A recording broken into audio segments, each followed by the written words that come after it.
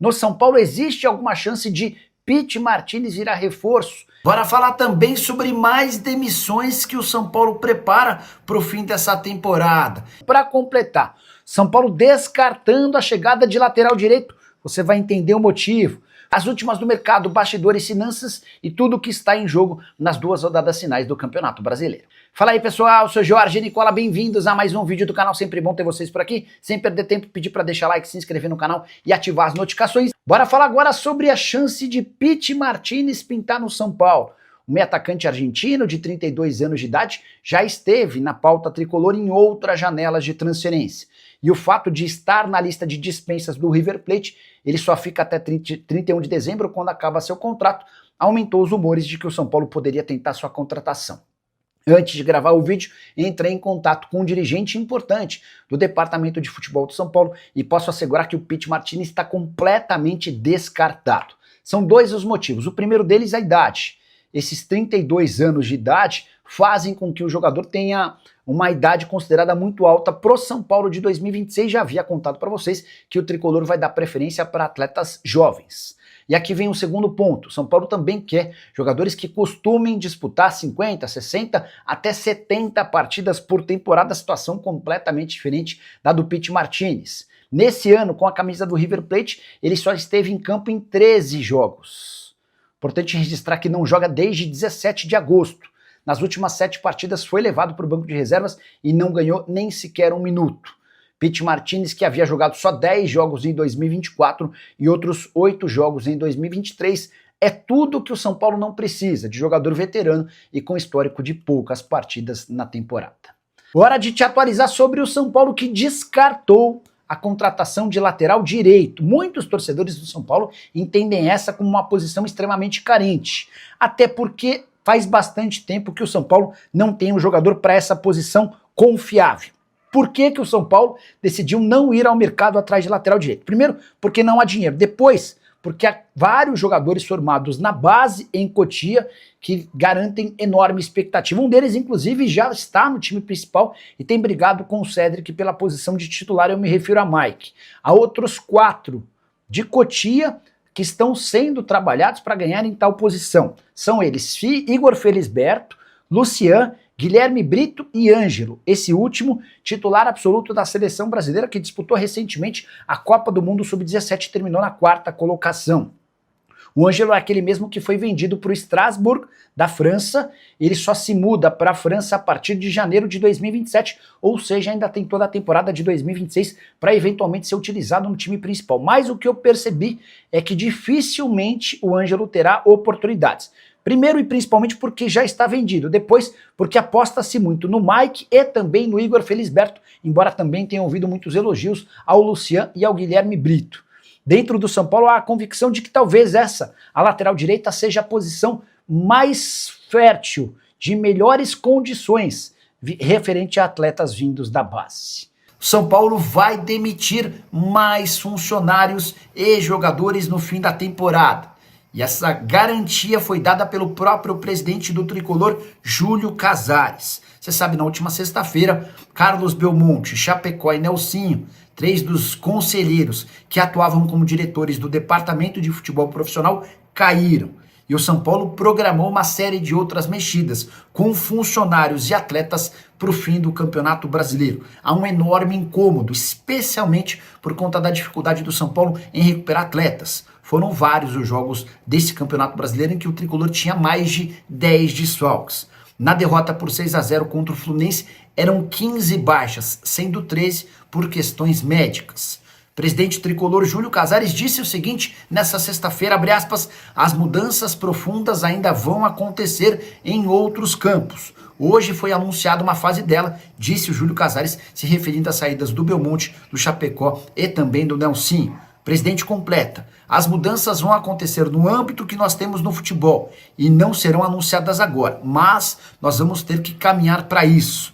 Vocês que conhecem o CT, houve um investimento muito grande na estrutura, vestiário, refeitório, refis, academia e campos. Então, agora nós precisamos investir na assertividade dos profissionais, da ciência, da tecnologia. E aí entra a participação do CEO, o Márcio Carlomagno. São Paulo pretende ser muito mais profissional para 2026. Já contei para vocês que a diretoria fez uma avaliação e entendeu que na Barra Funda havia enorme descomprometimento, pouca responsabilidade e pouca disciplina. Até por isso, jogadores não se dedicavam como deveriam. Funcionários que cuidam, por exemplo, do departamento médico, não exigiam o máximo dos jogadores. Tudo isso vai mudar para a próxima temporada, mas antes, o São Paulo precisa resolver suas questões financeiras. Já são 2 meses de direitos de imagem atrasados, o que faz com que todas as cobranças percam força. Tomás Silva, boa noite, Nicola. O São Paulo vai contratar o lateral direito ou usar o Ângelo? Existe algum gatilho financeiro caso o Ângelo jogue?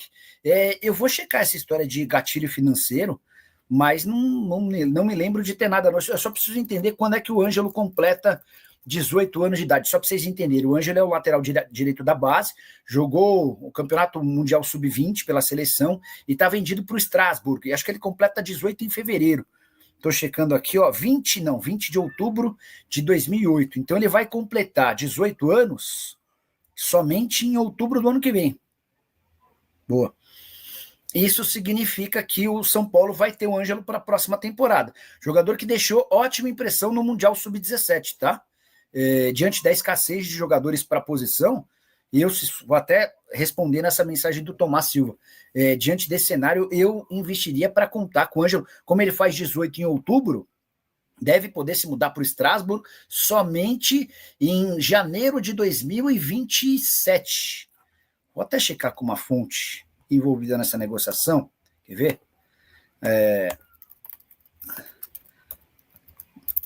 Boa noite. Tudo em ordem por aí? Ângelo só pode se mudar para o Strasbourg em janeiro de 2027. Vamos lá.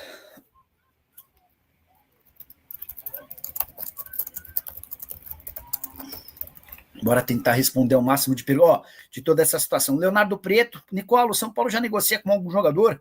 E sobre o Oscar, tem novidade se ele joga ou não? O São Paulo vai esperar pelo Oscar, tá? Tá muito clara a situação do Oscar. O São Paulo não vai admitir publicamente, mas vai torcer muito para que o Oscar decida se aposentar. O São Paulo entende que o Oscar já não tem condição de atuar em alto nível, e se ele para, o São Paulo economiza 2 milhões e 300 mil reais por mês, ou mais ou menos 60 milhões de reais até o fim do contrato.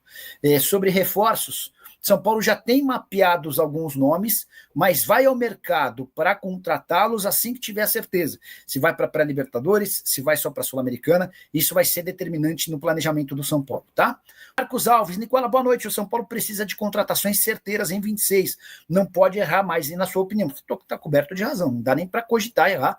Com a importante lembrança de que para a próxima temporada o São Paulo não vai ter dinheiro para grandes investimentos, tá? Vão ser reforços pontuais. Wilson Silva, Nicola, boa noite. O salário dos jogadores do São Paulo continua atrasados? Wilson, salários em carteira estão em dia, direitos de imagem, duas imagens atrasadas. O São Paulo vai tentar, nessa semana, pagar um dos meses atrasados. Luiz Gustavo, Nicola, o Conselho vai conseguir derrubar o Casares? Não. Palpite São Paulo Internacional, jogo dos desesperados. Luiz, vamos lá. Ótima pergunta que você faz. Desde o 6-0, começou uma pressão grande no São Paulo pela renúncia ou pelo impeachment do presidente Júlio Casares. 41 conselheiros assinaram um documento exigindo a renúncia do presidente. E falando em... como é que é? Deixa eu só pegar o termo certinho. Gestão temerária, alguma coisa assim. Quer ver? 41... 41, era mais fácil por Casares, né? Eu pus 41 e aparece um monte de pontos, 41 pontos. Então, documento aponta situações enquadráveis como gestão temerária. Tá. Aí eu mandei mensagem para uma pessoa lá que manja muito da política do São Paulo e falei, e aí, tem alguma chance disso acontecer? De o Júlio sofrer impeachment, dessa história avançar? E a resposta foi assim, para ter impeachment no São Paulo, há necessidade de 75% do conselho votando a favor. E eu falei, tá bom, mas o que isso significa? Há alguma chance de a oposição reunir toda essa galera? A pessoa disse que é absolutamente inviável, que o Júlio perdeu apoio, o Júlio já não tem mais tantos grupos quanto antes, a saída do Belmonte demitido, junto do Chapecó e do Nelsinho, tiram prestígio e apoio do Júlio, mas em hipótese alguma, colocam em risco esse 75% do Conselho Deliberativo, tá? Celitos Imortal. Você acha que o São Paulo vai jogar a valer contra o Internacional? Tenho certeza, Celitos. Tenho certeza, até por conta do 8-0 foi muito pesado, do 6-0 foi muito pesado. Fala aí, rapaziada, mais um vídeo importante aqui no canal, informações do São Paulo pra vocês de casa. Fortalece com o like, se inscreva no canal, voltaremos assim que imitar mais notícias. Um forte abraço, tamo junto. E não esqueça de comentar aqui embaixo também, deixando nos comentários a sua opinião, fechou? Até o próximo vídeo, valeu tropa, fui!